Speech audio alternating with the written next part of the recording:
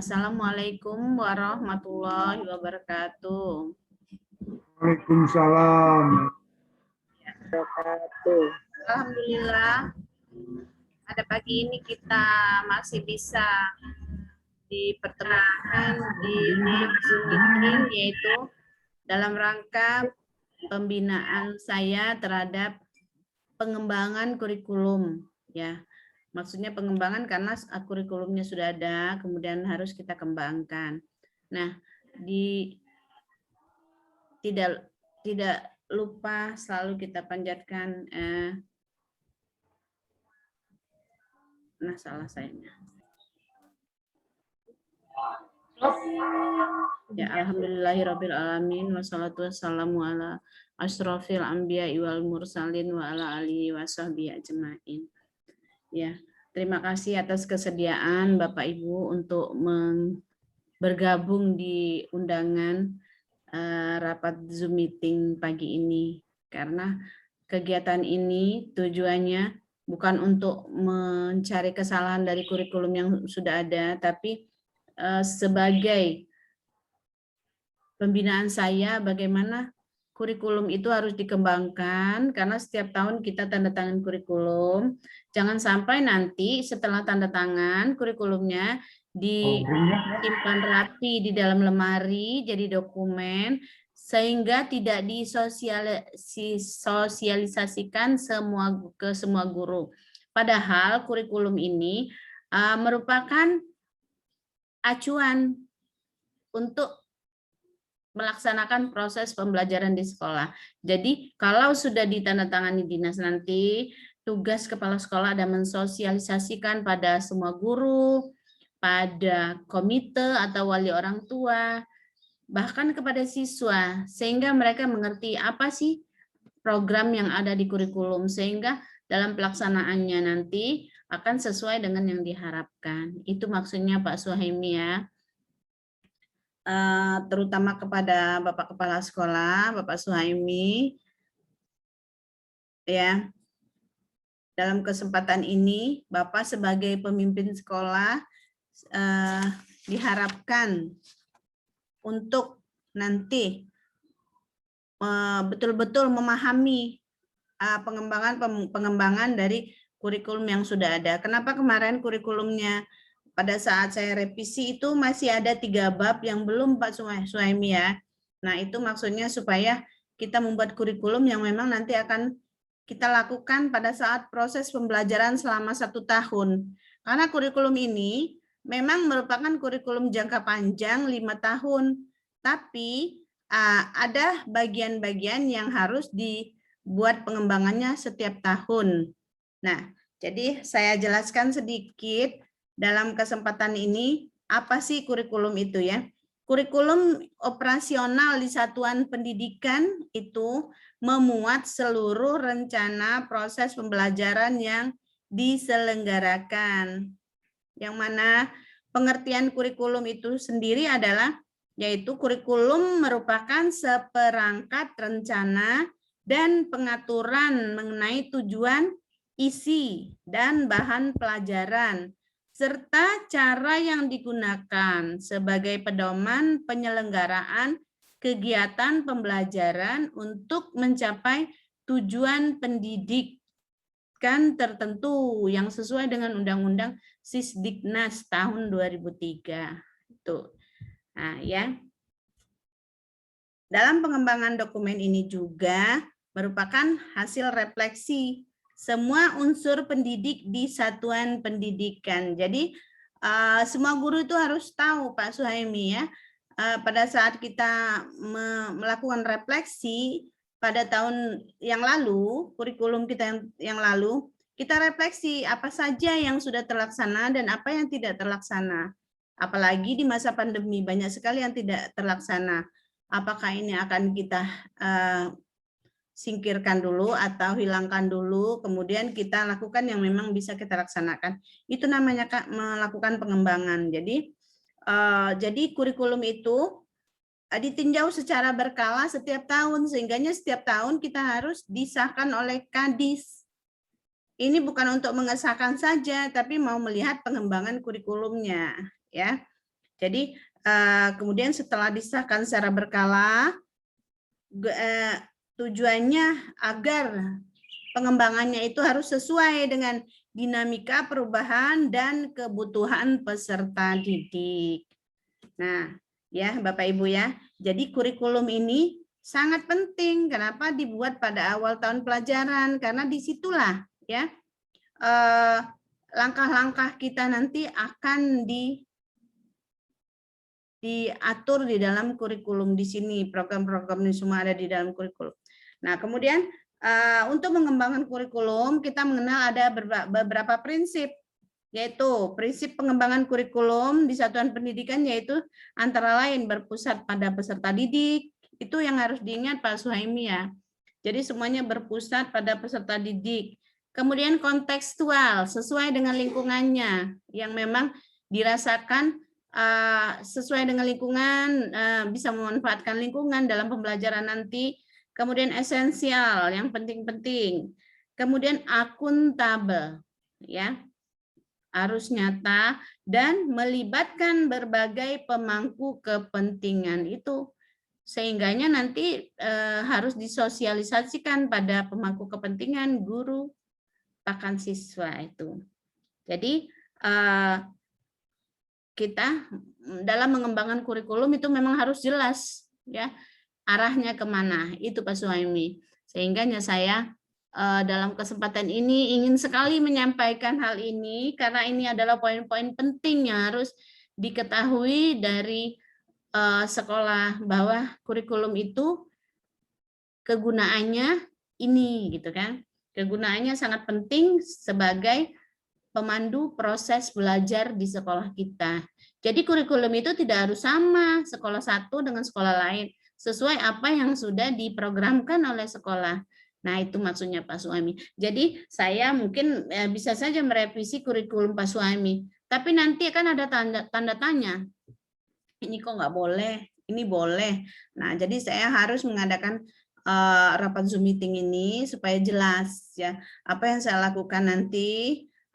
Sekolah-sekolah itu mengerti, bukannya kenapa ini kan pandemi. Nah, iya, pada saat pandemi kita melakukan memang yang sudah dilakukan, yang sudah ditentukan oleh pemerintah untuk pembelajaran di masa pandemi.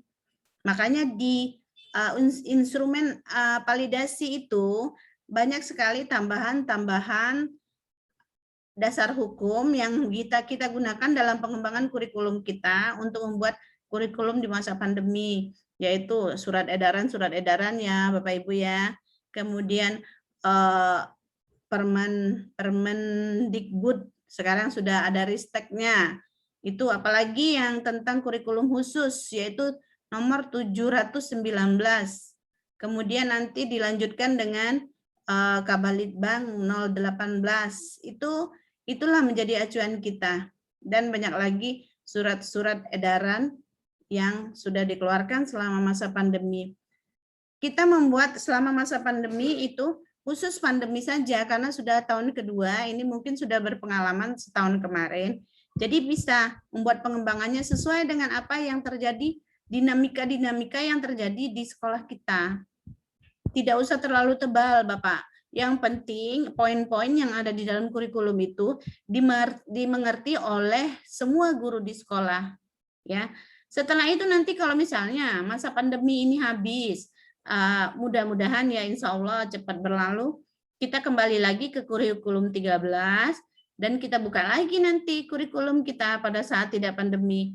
Kita sesuaikan lagi, kita lakukan pengembangan lagi yang tetap menggunakan prinsip berpusat pada peserta didik, kemudian kontekstual, esensial, akuntabel, dan melibatkan berbagai pemangku kepentingan. Itu Pak Suhaimi. Maaf ini agak mengajarin mungkin ya, tapi ini harus disampaikan supaya kita sama persepsinya tentang kurikulum ini. Nah, itu masukan dari saya Pak Suhaimi. Nah, sekarang untuk kegiatan ini yang tujuannya memang untuk review kurikulum.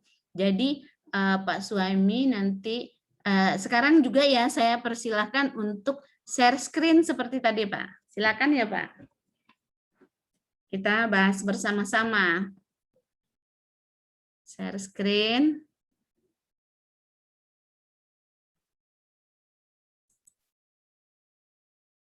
Ya, itu Pak, silahkan Pak. Kita bahas bersama-sama mulai dari awal kurikulum kondisi khusus ya, itu sudah ditambahkan, kemudian turun lagi ya, lembar pengesahan dalam upaya meningkatkan mutu ya. Lanjutkan ya Pak ke bawah. Ya betul semua udah. Halaman judul, daftar isi kata pengantar ya. Ini sudah ditambah ya Pak ya, coba ke bawah lagi Pak. Latar belakangnya ya, visi misi. Iya nih, berhenti dulu sini. Nanti visi misinya itu ada perubahan tidak Pak? Nanti kita lihat di bawah Pak ya. Program jangka pendek, ya terus Pak, terus bab 3 ya, bab 4. Terus Pak ya, kelulusan mutasi. Ini bab 4, bab 5, bab 6 ya, terus Pak ya. Ya. Sekarang kita masuk ke seterusnya Pak. Awal yaitu pertama kata pengantarnya sudah mengarah ke ini belum Pak? Ke COVID. Coba. Ya. Nah, ini kan sudah betul. Terus Pak. Tempe Safina, ya, tim penyusun. Terus ya, coba Pak, mohon dibaca ya Pak ya rasionalnya. Pak Suhaimi, kelihatan ya Pak? Itunya dibuka Pak, ininya, mix speakernya. Speakernya dibuka. Speakernya dibuka Ibu. Itu suaranya. Suaranya ditekan saja, ditekan.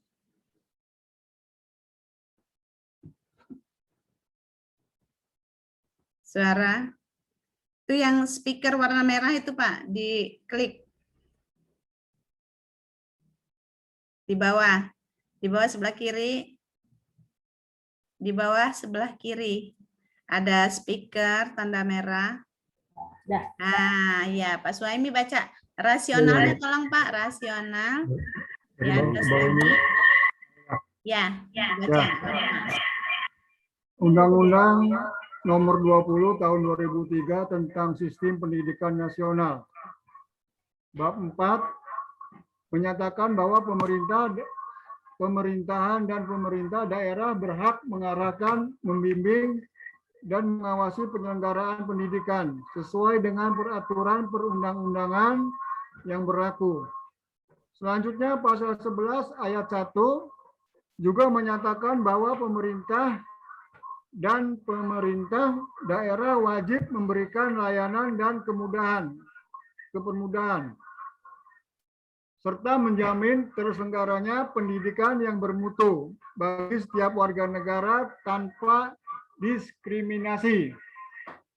Dengan lahirnya Undang-Undang Nomor 32 Tahun 2004 tentang pemerintah daerah, wewenang pemerintah daerah dalam menyelenggarakan pendidikan di dalam menjadi semakin besar.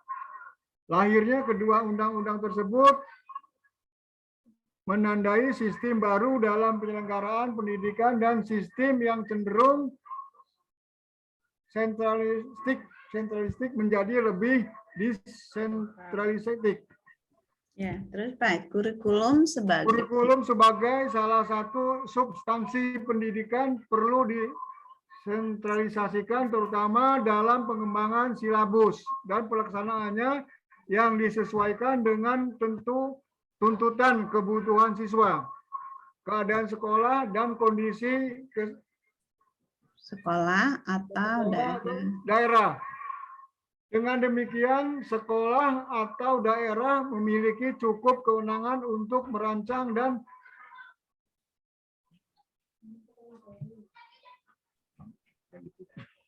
dan menentukan itu. Dan memuat Di atas, Bu. Sekolah, sekolah cukup kewenangan Memiliki cukup kewenangan untuk merancangkan dan menentukan materi pokok pembelajaran, kegiatan pembelajaran, dan penilaian hasil pembelajaran. Banyak hal yang perlu dipersiapkan oleh daerah karena sebagai besar kebijakan yang berkaitan dengan implementasi standar nasional. Pendidikan dilaksanakan oleh sekolah atau daerah.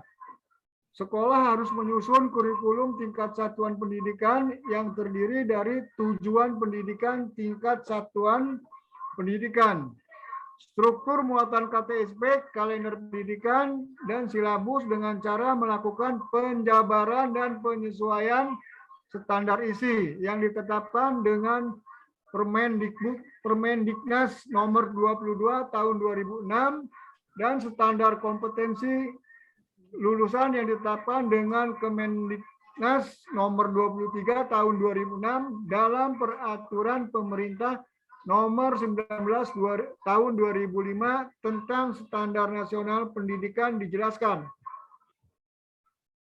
Sekolah dan komite sekolah atau madrasah dan komite madrasah mengembangkan kurikulum tingkat satuan pendidikan dan silabus berdasarkan kerangka dasar kurikulum dan standar kompetensi lulus di bawah supervisi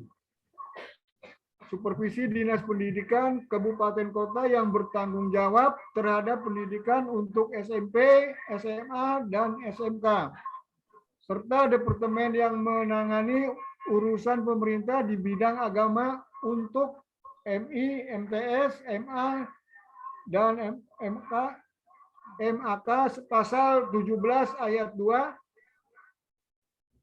Perencanaan proses pembelajaran meliputi silabus dan rencana pelaksanaan pembelajaran yang memuat sekurang-kurangnya tujuan pembelajaran materi ajar, metode pembelajaran, sumber daya, dan penilaian hasil belajar pasal 20.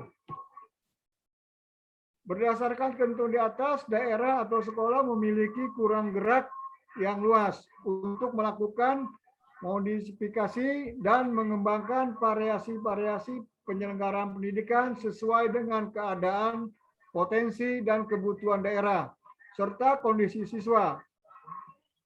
Untuk keperluan di atas, perlu adanya panduan pengembangan silabus untuk setiap mata pelajaran agar daerah atau sekolah tidak mengalami kesulitan. Ya, sudah Pak ya, Pak. Ya. Nah, jadi kan dari yang dibaca tadi Pak, sudah jelas kan Pak ya, bahwa sekolah itu harus melakukan pengembangan kurikulumnya, terutama untuk silabus. Tadi kan judul kita di atas, kurikulum khusus ya Pak. Ya. Berarti nanti silabus yang kita gunakan sementara ini silabus yang dikeluarkan oleh Kabalitbang 018, yaitu kurikulum khusus, yaitu di situ KD-KD yang dipakai pada saat pandemi, kemudian ada banyak KD yang sudah dihilangkan di situ. Berarti nanti untuk dokumen 2 dan 3-nya, silabus yang kita gunakan itu silabus kurikulum khusus ya Pak. Ya, Bapak Ibu juga ya. Ya, ya, Bu. Kan nanti kan dikerjakan sama tim ya Pak itu. Ya, Bu. Jadi kan dokumen 1, validasinya instrumennya sudah dikasih. Nanti yang jelas di sini kurikulum khusus berbeda sama silabus kurikulum 2013. Bukan berbeda, tapi semakin mengerucut ya Pak ya. Nah itu. Jadi guru-gurunya melakukan pembelajaran sesuai dengan kurikulum khusus. Karena ini kan sekolah Asafina merupakan sudah merupakan pondok pesantren, mungkin banyak kegiatan lain yang diutamakan selain pembelajaran kognitifnya. Nah, nanti di situ seandainya ada juga perubahan di bidang-bidang esensial merupakan kekhususan, itu boleh Bapak rubah lagi. Karena kan seperti ini Pak, untuk akreditasi akreditasi itu selalu menanyakan nanti kurikulum sekolah melakukan pengembangan atau tidak. Kurikulum sekolah disosialisasikan ke elemen sekolahnya atau tidak. Jadi untuk kegiatan akreditasi juga kurikulum sekolah itu dokumennya itu diminta dalam bentuk soft file, diupload, dan pada saat visitasi tidak menanyakan kurikulum lagi, Pak. Sehingga kenapa harus disimpan di lemari, dirapikan, tidak disentuh-sentuh. Itu suatu kesalahan besar nanti, Pak. Jadi biarlah kurikulum kita itu siapa yang mau baca, siapa mau lihat silakan. Karena disitulah panduan-panduan proses pembelajaran di sekolah kita. Itu ya, Pak. Nah, jadi kita mulai sekarang merubah ya cara-cara kita memperlakukan kurikulum ini. Nah, jadi pertanyaan nanti kalau akreditasi itu pertama, Pak, kurikulumnya dikembangkan atau tidak? Nah, inilah proses pengembangan yang kita laksanakan sekarang, Pak. Jadi kenapa dikembangkan secara besar-besaran? Karena memang kurikulum 2013 sekarang dikerucutkan menjadi kurikulum khusus, sehingga kurikulum kita harus kita kembangkan sesuai dengan dinamika yang terjadi sekarang, yang mengarah semua pada perubahan-perubahan pada peserta didik gitu, Pak ya. Nah, jadi sudah jelas tadi tidak ada semua rasionalnya itu mengacu pada proses pengembangan, bahwa sekolah itu diharuskan melakukan pengembangan kurikulum. Yang sekarang kita diharuskan melakukan pengembangan kurikulum itu 1 tahun sekali. Jadi nanti ada jangka panjangnya ya, Pak ya. Kalau visi, misi, tujuan bisa dipakai selama 5 tahun. Tapi kalau yang lain-lain, peraturan kelulusan, kemudian cara penilaian, peraturan kenaikan kelas, itu harus berubah setiap tahun, Pak, sesuai dengan dinamika yang terjadi. Tuh. Nah, jadi kenapa dikuatkan saya kemarin memberi file itu bahwa harus ada perubahan di poin-poin tersebut. Nah, jadi bisa kita teruskan lagi, Pak ya. Tapi tidak usah dibaca semua, kita baca bersama-sama.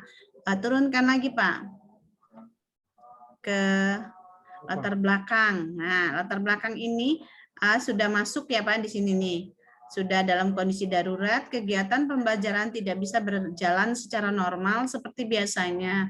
Namun demikian, peserta didik harus tetap mendapatkan layanan pendidikan dan pembelajaran pada masa darurat COVID-19. Tuh, ya Pak ya, sudah dijelaskan di situ, dan seterusnya itu sudah betul semua. Kemudian turun lagi ya Pak ya. Masa darurat ini sudah masuk semua dan saya baca. Kemudian ada bagian bawahnya ya Pak, coba Pak. Kondisi nyata SMP Asafina. Nah itu terus ya Pak, terus kondisi nyata saat ini Bang. Ya teruskan sih Pak. Teruskan terus ya kondisi nyata. Nah stop Pak. Rombongan belajar rombel terdiri dari 3, yaitu kelas 7 sebanyak 40 siswa, kelas 8 sebanyak 28 siswa, kelas 9 sebanyak 24 siswa. Nah, sekarang kelas 7, Pak. Kelas 7 ini sudah 40 jumlahnya. Apakah ada kemungkinan untuk dibagi 2, Pak? Ya, Ibu. Karena ini sudah melebihi peraturan yang maksimal ya, Pak ya. Nanti kelas 7 kalau seandainya memang sudah 40 ya Pak ya?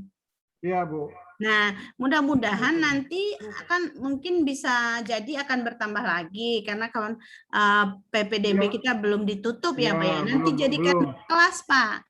Ya bisa nurun bisa nambah Bu. Seperti itu. Oh ini ada yang positif udah ada yang bayar gitu Bu. Jadi 40 itu yang daftar gitu loh Bu.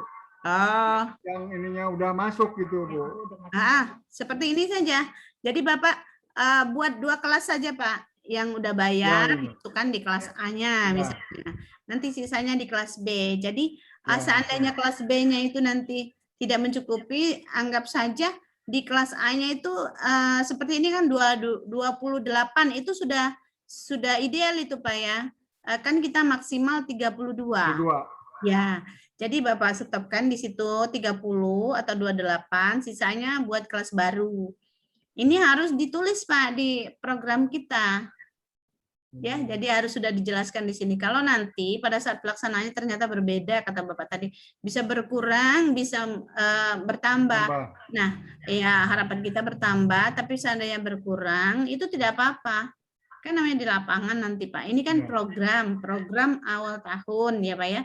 Jadi kalau sudah 40, silakan dibagi 2. Jadi tulis 7 itu, jadi kita punya 4 rombel. Jadi 4 rombel, 2 kelas di kelas 7 dan 1 kelas 8 dan 9. Itu Pak ya. Ini mau nanya Bu. Iya Pak. Kalau umpamanya 40 yang 32 apa dibagi rata apa yang kelas itu sisanya Bu? Oh ini kalau memang sudah yang membayar itu sudah 32, silakan dipukul rata 32. Nah, sisanya nanti buat saja sisanya kan siapa tahu bertambah. Tapi kalau memang Bapak mau, kalau idealnya pokoknya jumlah yang sudah membayar yang sudah pasti masukkan di kelas A, kemudian ditambah Bapak mau mencukupi menjadi 28, silakan Pak, itu ideal karena kita tidak boleh melebihi 32. 28 sisanya nanti 12 kelas kedua, nggak masalah itu Pak ya. Nanti kan dalam prakteknya itu sekolah lah yang punya kebijakan. Apa mau dibagi 2, dalam prakteknya terserah. Yang penting kita sudah merancang 2 kelas itu Pak. Ya. Ya Bu, makasih Bu. Ya, terus bawah lagi Pak ya. Nah ini laporannya, ini Sarpras. Sarpras ini hanya sekolah yang tahu, apalagi kita Zoom meeting ini Pak ya, nggak bisa dilihat akuntabelnya. Kemudian terus lagi Pak, kondisi ideal.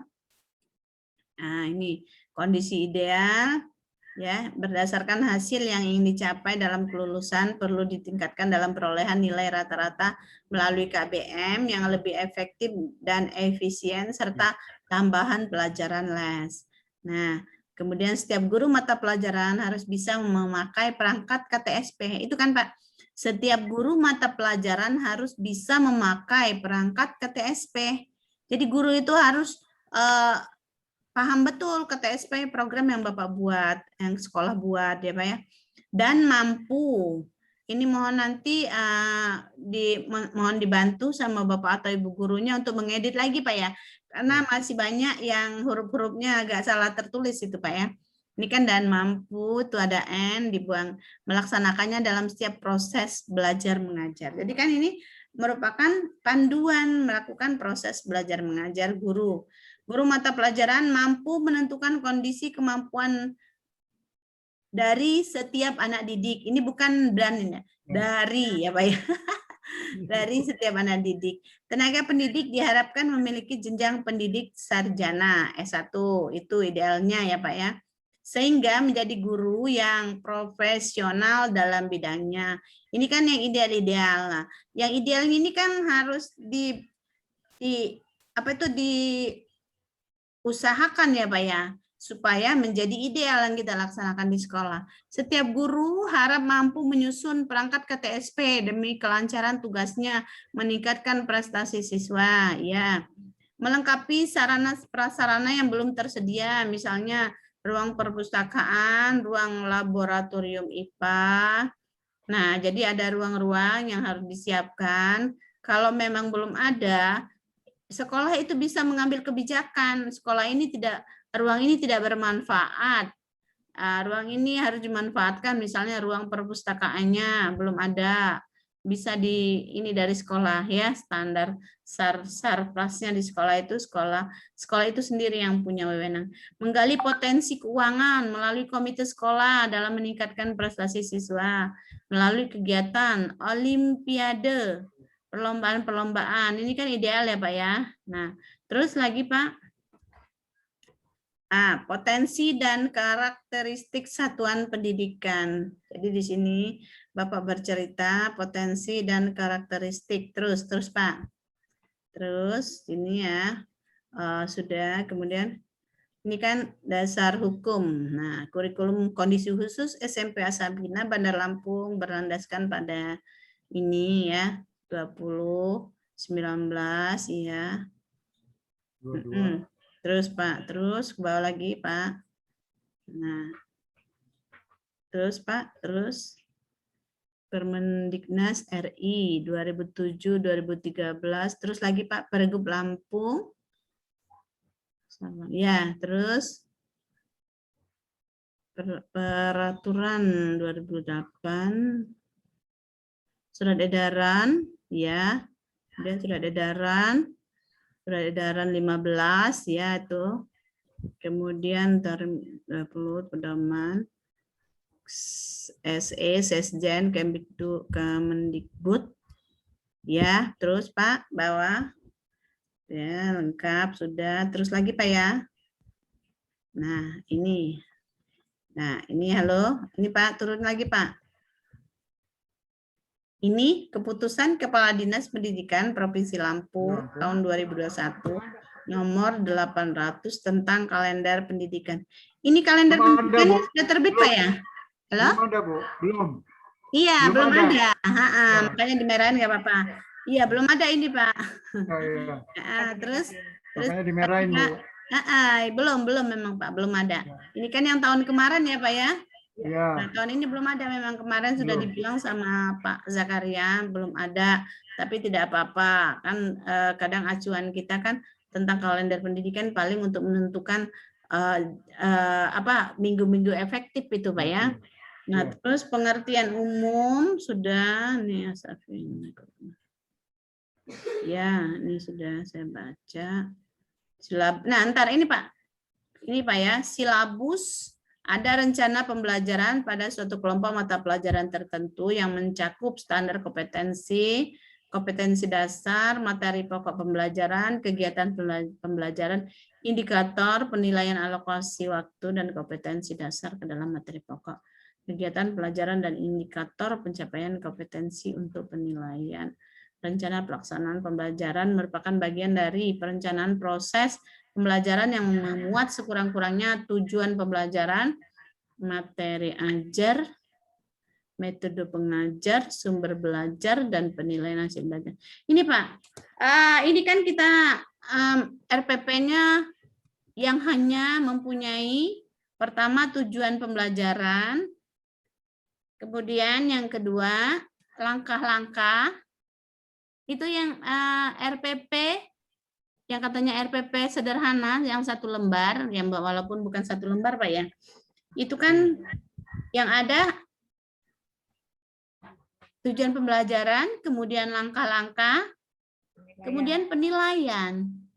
Ini harus diganti ya Pak ya? Disesuaikan dengan RPP yang baru dikeluarkan akhir 2019 ya.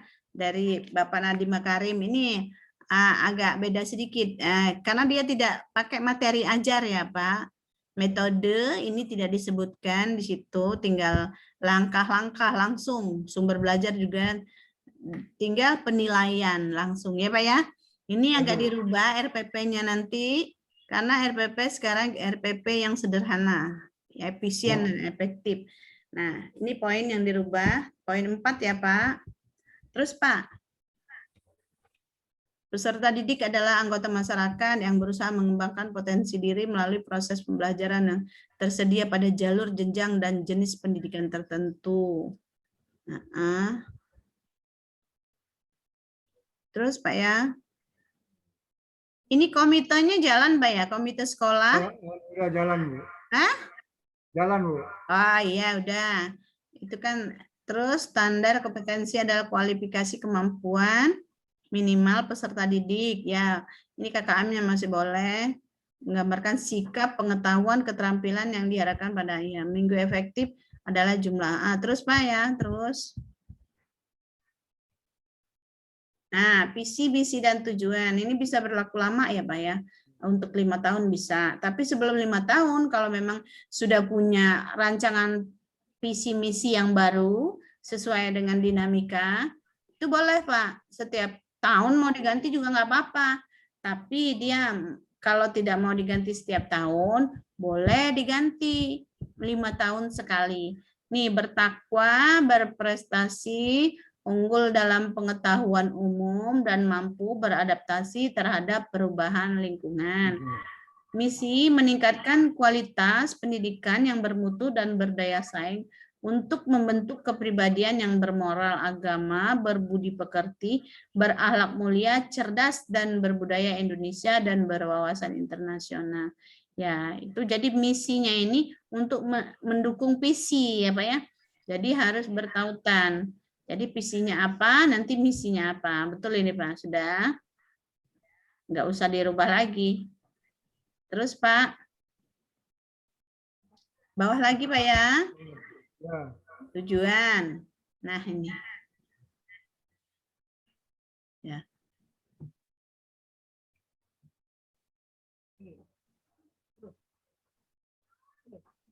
Terus lagi, Bu. Bentar Pak, ya udah nih. Nah ini siswa, bentar Pak, atas sedikit Pak ya. Yang ini, ya udah sudah Pak. Bawa lagi Pak. Nomor 6, siswa memiliki keterampilan melalui kegiatan ekstrakurikuler dan kecakapan hidup sebesar 90%. Ini kan target ya Pak ya, target dari Ya. SMP Asafina 90% ya, sudah ini targetnya. Nah, terus Pak ya, bawah target sekolah. Ke bawah lagi Pak. Turunkan. Program Rencana Induk Pengembangan SMP Asafina Bandar Lampung. Program jangka pendek 1 sampai 2 tahun.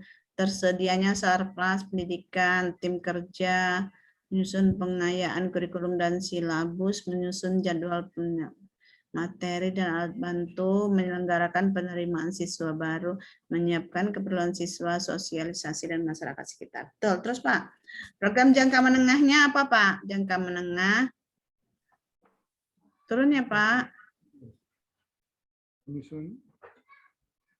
Evaluasi siswa, performan, manajemen, pengendalian dan peningkatan mutu sekolah, penambahan sarana dan sarpras sekolah, rekrutan tenaga kependidikan sesuai SOP, betul pelatihan. Jadi punya SOP ya Pak untuk merekrut guru dan tendik lainnya. Iya, SOP ini nanti disimpan Pak. Nah, kalau memang ada hal-hal yang mau diperbarui, silakan ditambahkan. Jadi SOP-nya disimpan. Pada saat akreditasi, SOP ini diminta, disuruh upload, ya Pak ya. Pelatihan rutin dan non-rutin untuk staf lama maupun baru, pertanggungjawaban evaluasi program tahunan, koordinasi dan kerjasama dengan instansi terkait, ya. Membentuk kerjasama yang positif, ya. Terus Pak ya, jangka panjangnya apa ini Pak? Pembangunan sarpras yang berkesinambungan sesuai kebutuhan sekolah, rekrutan tenaga kependidikan, dan pelatihan seluruh staf. Nah, staf, baik untuk masalah teknis maupun non-teknis. Jadi ini memang pelatihan seluruh staf. Ini kan sudah jadi program sekolah ya Pak ya. Nah, jadi Bapak sebagai pimpinan sekolah harus memperhatikan pelatihan apa saja untuk staf. Apa pelatihan IT, misalnya mengadakan sendiri atau mengikut kemana itu boleh. Mau mengadakan sendiri boleh. Jadi kan seperti sekolah-sekolah lain itu kenapa harus ada IHT setiap tahun? Karena kemampuan TIK gurunya itu harus ditingkatkan, apalagi masa pandemi yang katanya PJJ, Pak ya. Walaupun sekolah Samina ini enggak Bu, enggak PJJ, kita masih tatap muka. Tapi apakah tatap muka di Asafina ini itu sudah, kan kita agak semi ponpes ya Pak ya? Ya. Itu ada, kalau minta izinnya kemana Pak? Minta izin bahwa kita masih melakukan tatap muka seperti pondok pesantren. Kami ke puskes juga ya Bu, minta Bu. Kemana? Itu ke puskes. Jadi kami sistemnya kan luring Bu ya. Ya, kami kerjasama dengan puskes Bu. Puskes tempat yang ada di Kota Karang Bu. Oh, puskesmas ya Pak, puskesmas. Ya, iya Bu. Enggak, jadi maksud saya kan kita harus punya izin bahwa kita tetap melakukan. Anak itu di kan saya kan memang belum melihat secara langsung siswa-siswa Asafina. Yang kemarin katanya kan kata Bapak ada beberapa siswa yang masih tetap melakukan pembelajaran dan menginap. Itu bagaimana itu, Pak? Ya Ceritanya. emang kan mereka boarding school Bu, nggak pulang. Mm-mm. Nggak pulang ke rumah. Jadi kami itu kan pakai sistem luring, si siswa itu kita panggil Bu untuk mengerjakan tugas itu Bu. Kita panggil untuk perwakilan kelas, umpamanya ketua kelasnya. Mm. Nah, dari kelas itu kami buka LKS gitu Bu, kerjakan halaman sekian semuanya. Nah, tapi sebelum kita itu diterangkan dulu Bu, 1 jam gitu Bu Ya. ke siswa itu. Nah, setelah itu minggu keduanya nanti mereka suruh mengerjakan tugas Bu. Itu posisi mereka di rumah atau tetap di boarding school-nya itu, Pak? Di boarding school-nya Bu, kami di aula gitu Bu, kami kumpulkan Bu. Ya, dikumpulkan. Nah, tapi Ah, tetap terus begini, kami- Pak. Ada peraturan lagi. Seandainya boarding school-nya tetap dijalankan, katanya tidak boleh semua. Harus di misalnya minggu ini atau 2 minggu ini kelas 9 yang ada. Iya, Kemudian nanti kelas 8. Kemudian Iya, yang Bu. lainnya boleh dipulangkan seperti itu. enggak, yang lainnya di kamar gitu Bu, nggak turun ke bawah Bu. Jadi Gitu, mereka ya. itu tidak pulang-pulang ke rumah atau bagaimana, Enggak Pak? Bu, nggak pulang Bu. Selama sudah berapa lama? Udah ya selama pandemi ini Bu. Oh, seperti itu. Ya selama dia di pondok ini emang udah masuk pondok nggak pulang Bu. Iya, jadi disterilkanlah di situ ya, Pak ya. Ya Bu, emang Hmm. ketat bener Bu dari pihak pondoknya juga Bu untuk orang masuk itu Bu. Iya. Iya, jadi sekolah harus memberi kenyamanan pada siswanya itu. Kalau memang mereka tetap boarding school, jadi yang dari luar itu tetap di stop ya, Pak ya. Nggak bisa Iya. masuk Bu. Kemudian prokes di sekolahnya itu tetap diperhatikan ya, Pak. Ya, Iya. Bu, kami siapkan Bu. Alhamdulillah berarti kan masih berjalan. Takutnya siswanya pulang terus Ya, Bu. datang, itu Ya, bisa Bu. membawa apa? Membawa kita nggak tahu anak-anak kan. Ya Bu, nggak boleh Bu. Dan orang tua juga setuju semua ya Pak ya. Ya, itu. Iya, sampai saat ini tidak pernah terjadi Pak, misalnya ada yang siswa terkonfirmasi. Alhamdulillah nggak ada Bu. Enggak, Mas. Alhamdulillah. Guru-guru juga tidak ya Pak ya. Tidak Bu. Ya. Alhamdulillah. Nah, itu karena kan ada sekolah-sekolah yang mau mengadakan itu kemarin harus minta izin dan peraturannya harus di rolling. Tapi kan pikir saya kalau di rolling seperti itu mereka kan ganti-gantian masuk. Nah, itu mungkin lebih berbahaya lagi. Tapi kalau memang Bapak menetapkan seperti itu dan komitmen Pak, karena keselamatan, kesehatan siswa itu tanggung jawab penuh sama kita, ya Pak ya. Nah, ya udah alhamdulillah. Jadi kerjasamanya hanya dengan puskesmas ya Pak ya. Alhamdulillah. Karena sekarang kita kan harus cuma per RT saja. Jadi untuk zona merah itu boleh di data sesuai RT-nya. Si RT sini zona hijau, RT sini zona merah itu enggak masalah. Jadi kita bukan berdasarkan Bandar Lampung zona merah tidak. Jadi baguslah Pak ya. Mudah-mudahan ini terus dapat dipertahankan. Kemarin yang lulus berapa orang Pak? 100% Bu. Oh, bukan, berapa jumlah kemarin? 28 Bu. 28, jadi 100%. Nah, pastikan kelulusan siswa itu sesuai juga dengan penilaian atau peraturan kelulusan yang sudah ditentukan di SKB 4 Menteri ya Pak ya. Karena kondisi COVID seperti ini, kita tidak usah terlalu seperti tidak COVID, karena kita harus juga memberi keleluasaan pada siswa tersebut agar tidak tertekan dan sebagainya. Apalagi siswanya kalau misalnya nanti bisa membaca sosial media, mungkin kalau tidak pegang HP, karena di televisi itu banyak sekali beritanya. Jadi guru-guru harus selalu membangunlah ya ini apa psikologi siswanya ya Pak ya. Nah itu, jadi alhamdulillah, mohon maaf ya Pak, saya belum bisa ke sana langsung ini, kapan-kapan nanti kita jadwalkan ya Pak. Iya Bu, Sekali ditunggu Bu. sebenarnya, ya tapi itu tadi pada prokes yang ketat harus kita laksanakan, apalagi ya Safina. Kalau kemasuk orang dari luar, bukan saya takut ditulari, tapi saya takut. Nggak boleh Bu. Iya Pak. Gerbang tuh ditutup, kalau ada masuk ditutup, nggak boleh ada orang masuk Bu. Selain guru gitu Bu. Iya, saya waktu itu sempat ngintip saja Pak. Ya nggak apa-apa, saya juga ngerti. Nah, setidak-tidaknya saya sudah tahu di sini ya, seperti itu. Iya, jadi saya tuh bukannya takut ditularin, takut saya nanti yang malah bawa nanti kalau iya itu dia. Jadi ya sudahlah, untuk saat ini mungkin kita saling percaya saja. Yang penting komitmen kita untuk kebaikan, niat baik kita ya Pak ya. Nah, sudah ini mungkin terusnya Pak, ada yang dibawa lagi, coba saya lihat Pak. Supaya kalau tidak perlu, maksud saya dibuang saja dulu. Karena kan nanti tidak hilang. Kita masih punya dokumen lama ya Pak ya, kalau memang COVID-nya sudah berlalu. Jadi untuk COVID ini, buatlah seringkas mungkin yang nanti bisa dimengerti sama guru dan semua-semua di sekolah yang berkepentingan. Jadi tidak usah tebal-tebal, nggak apa-apa Pak. Yang penting poin-poin yang ada di instrumen validasi yang saya kirim itu Pak ya, itu ada semua. Jadi semua checklist, terus nanti kalau sudah checklist semua, itu kadisnya tanda tangan. Sudah tanda tangan kadis, silakan Pak disosialisasikan pada seluruh guru-guru dan pemangku kepentingan yang memang berhubungan sama pembelajaran. Itu ya Pak ya. Jadi saya sudah baca secara selintas. Ini Pak, terus lagi bawah struktur dan muatan kurikulum. Itu maaf ya Pak ya, nanti mohon sebelum di print out, tolong nanti dilihat lagi tulisan-tulisan yang agak ketinggalan atau salah huruf itu. Saya terlihat agak banyak tadi, jadi supaya lebih rapi nanti sambil dibaca-baca ulang, nanti diperbaiki ya Pak ya.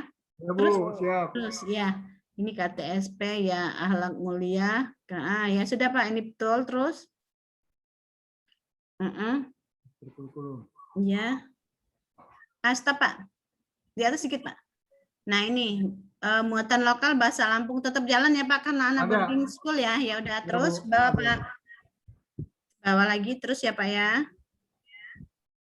Kegiatan pengembangan diri. Nah ini kepramukaannya bisa ya Pak ya? Ada Bu, ada. Ya ini aja Pak, kalau nggak bisa anak kan harus berkerumun nanti atau. Tetapi sementara ini bisa Bu. Kita ambil yang sederhana saja ya Pak ya.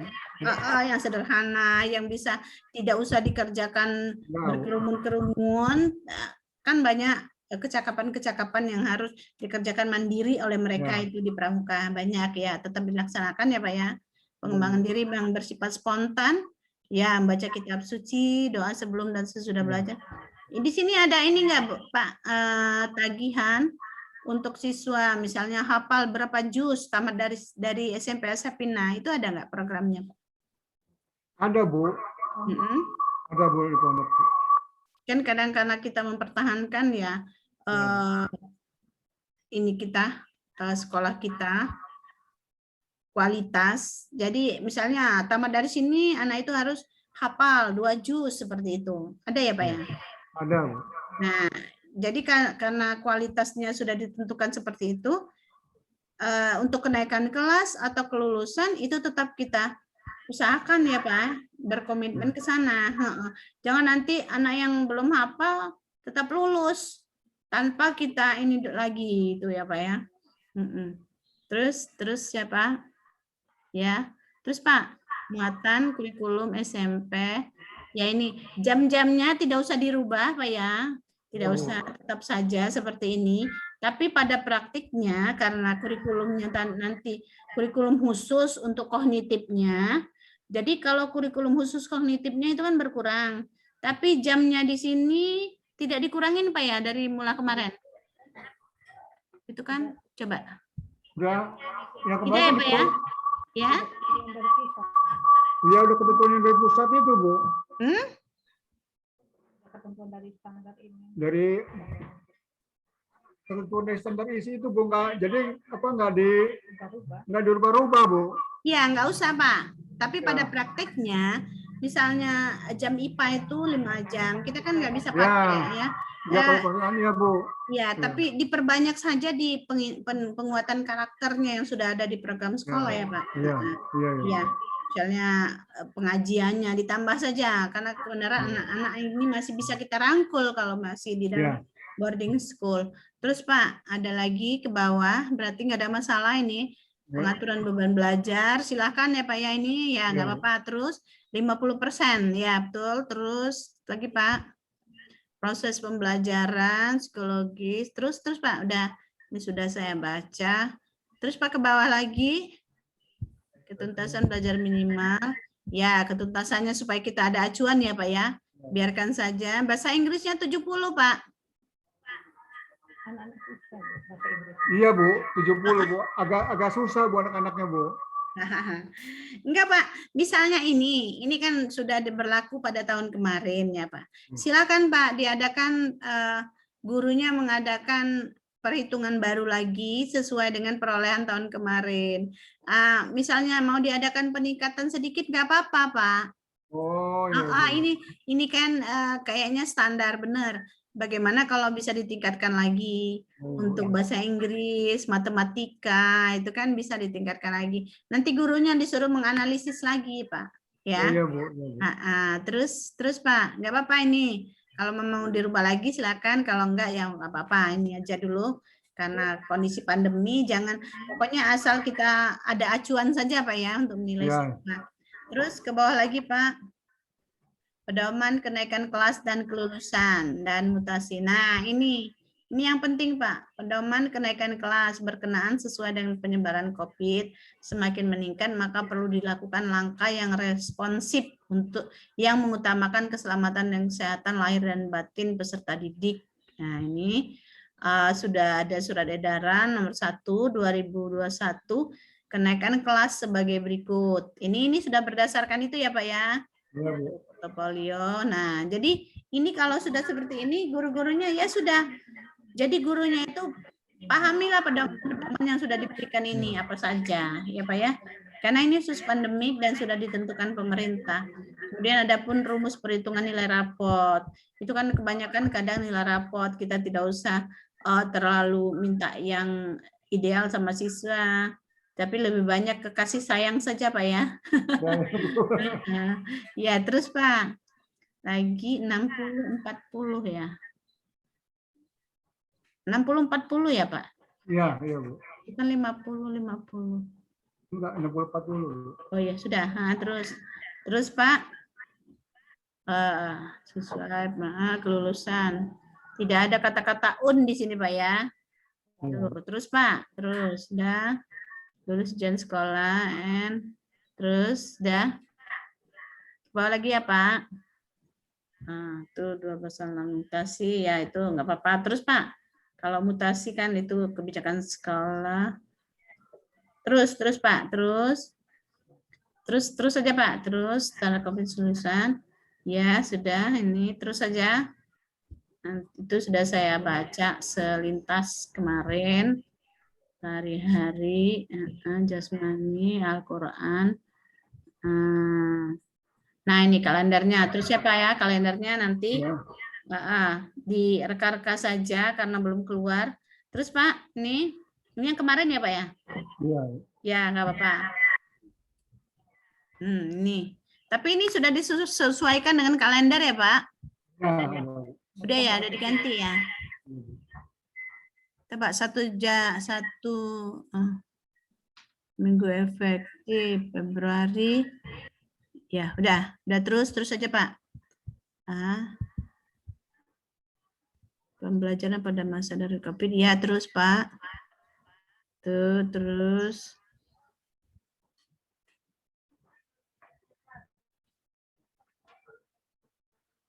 Bab 6, langkah kegiatan pembelajaran masa COVID. Ya, Pak. Terus 50-70 ya persen. Bab 7 penilaian. Terus Pak, iya betul. Terus saya udah baca di kita. Selanjutnya 8 penutup. Ini 8 nanti diturunkan ke bawah ya Pak ya. Ya, terus ya. Nanti diedit lagi. Terus Pak, udah kesimpulan kurikulum satuan pendidikan merupakan seperangkat rencana dan pengaturan mengenai isi tujuan ya. Balik awal lagi terus Pak ya. Kesimpulannya saran apa yang kami lakukan dalam rangka Sapina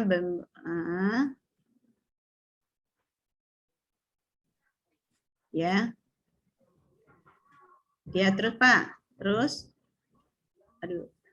Ya, terus lampirannya Pak, coba lihat. Ya, SK pemberlakuan kurikulum, SK tim pengembang, RPP. Nah, RPP ini Pak ya. Kan ini nanti kan di lampiran. Nah, karena tadi saya sudah katakan RPP sederhana dan silabusnya juga kondisi kurikulum khusus ya Pak ya, nanti dipakai itu. Jadi di lampiran nanti dimasukkan silabus kurikulum khususnya ya Pak. RPP format terbaru. Terus silabus, terus bawa Pak. Jadi dokumen 2, dokumen 1-nya udah. Nih suratnya, ya. Masukkan semua. Terus Pak. Tuh. Ya, itu ada masih tanda merah. Aduh Pak. Sebenarnya ini Pak ya, untuk surat-surat ini kan bisa ditanda tangan, setelah ditanda tangan nanti di scan, jadi dia bentuk asli walaupun di soft file ya Pak ya. Jadi nanti di print semua yang perlu ditanda tangan, terus nanti setelah itu di scan, setelah di scan masukkan di file ini Pak. Ya nanti suruh guru-gurunya yang bisa melakukan apa Ibu apa tuh yang saya udah kenal Sri ya? Sri Astuti, Bu. Sri Astuti. Iya. Nah, tolong ya Bu ya. Jadi tanda tangan yang bersangkutan nanti di scan masukkan lagi di software ini. Iya, jadi enak kita melihat dokumennya ini berarti memang sudah disahkan dari sekolah, tinggal nanti kepala dinas tanda tangan. Itu ya Pak ya. Nah, terus bawah Pak, lampiran apa lagi? Promes. Promes ini lampiran, Bu. Iya, lampiran. Ya sudah. Nah, jadi boleh tutup Pak. Stop screen Pak. Stop screen-nya.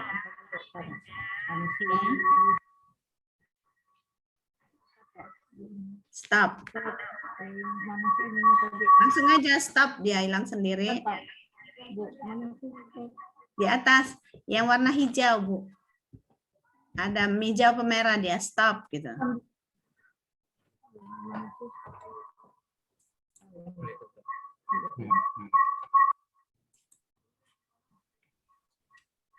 Nah, alhamdulillah. Itu jadi Pak ya, alhamdulillah.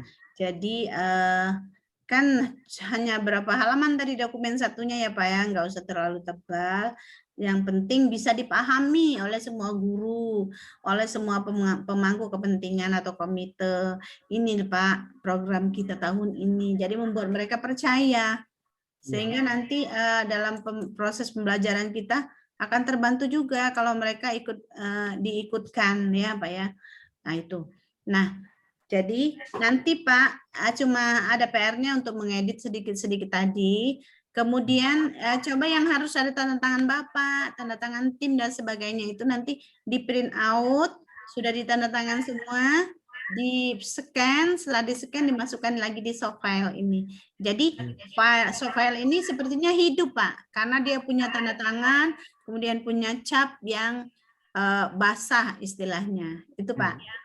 Nah, setelah selesai nanti Bapak, maaf saya mohon lagi kirimkan ke saya soft filenya dan langsung di print out juga boleh, tapi saya minta kirimkan soft filenya ke saya, kemudian dari sekolah di print out sesuai apa yang harus dimasukkan, silakan diantarkan ke bagian kurikulum. Mungkin ada Bapak Ibu guru yang di sekolah kan sudah tahu di mana bagian kurikulum di dinas itu di bawah dengan Pak Hartono ya Pak Hartono apa iya. Nah di situ nanti dengan perangkat perangkat validasinya Pak. Jadi yang instrumen validasi yang saya kirim kemarin tolong yang berwarna merahnya itu tolong dihitamkan semua.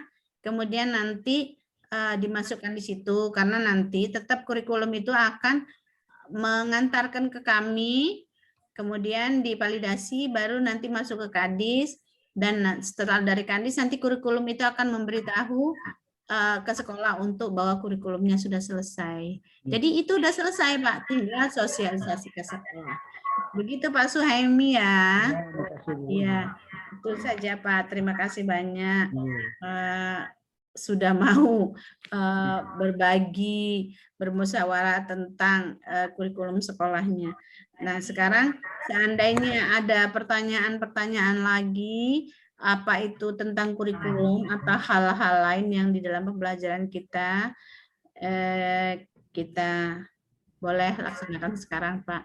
Misalnya ada pertanyaan tentang apa, mumpung kita ada pertemuan ini ya Pak ya, itu saja. Silakan Bapak, Ibu, atau Bapak Suhaimi. Jadi untuk sementara ini cukup dulu lah, Bu. Kesempatan ini, saya seandainya ada kata-kata yang tadi agak menyinggung, mungkin agak terlalu keras yang ngomongnya, saya mohon maaf Pak, karena Ya, Bu. ini semua Sama-sama, tujuannya Bu. kebaikan kita semua, tidak ada niat untuk yang lain-lain kecuali Ya. untuk kemajuan pendidikan. Nah, jika tidak ada lagi yang mau dibahas untuk kesempatan ini, kepada Bapak Suhaimi, ya saya mohon terima kasih banyak atas kesediaannya, sama-sama, Bu Suti, Bu. dan juga Bapak Ibu guru lainnya ya. Saya ucapkan wassalamualaikum warahmatullahi wabarakatuh. Waalaikumsalam warahmatullahi wabarakatuh. Silahkan Bapak Ibu ya. Ya.